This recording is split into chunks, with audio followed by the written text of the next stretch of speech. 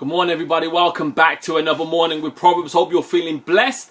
For those that are new to this is where we share a short 2-minute video sharing from the book of wisdom, otherwise known as the book of Proverbs, written by the wisest king that ever lived, King Solomon, who asked God for one thing. When God said to him, "Ask me anything, I'm going to give it to you," never asked for more money, fame, or power, the things that we would tend to ask for. He says, "No, God, what I really want is more of your wisdom and more of your knowledge, because I know that's what it takes to live a successful life here and in the eternity to come." So let's really get into this. For those obviously taking notes, we're reading from chapter 21 verse 13, and he reads this: "If a man shuts his ear to the cry of the poor, he too will cry out and not be answered."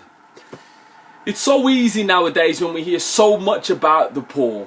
You know, at the moment there's a big crisis going on in Syria, and obviously you're hearing UNICEF on there all the time and things like that.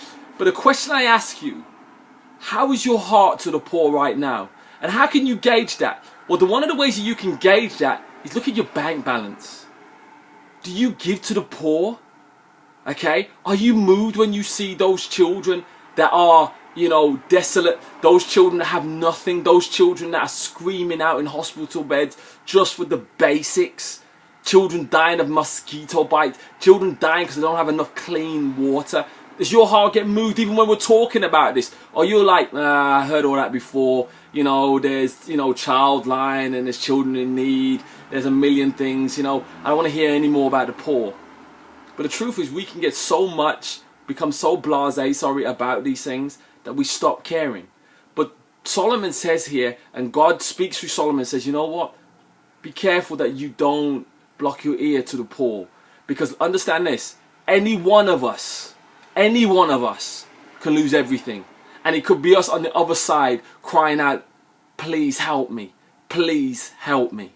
And I want to give you this final analogy. When we talk about the poor, say to yourself, if that person on that video or infomercial that I see next time, or that advert that I see next time, and I'm going to replace that picture either with your child or with your mom or with your dad, how would you want somebody to respond?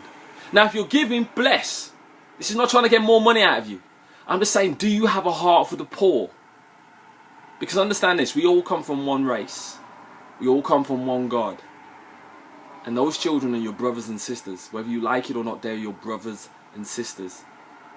If I was to change the face and put it the face of someone you love, would you still be blasé? Would you be like, that's somebody else's problem?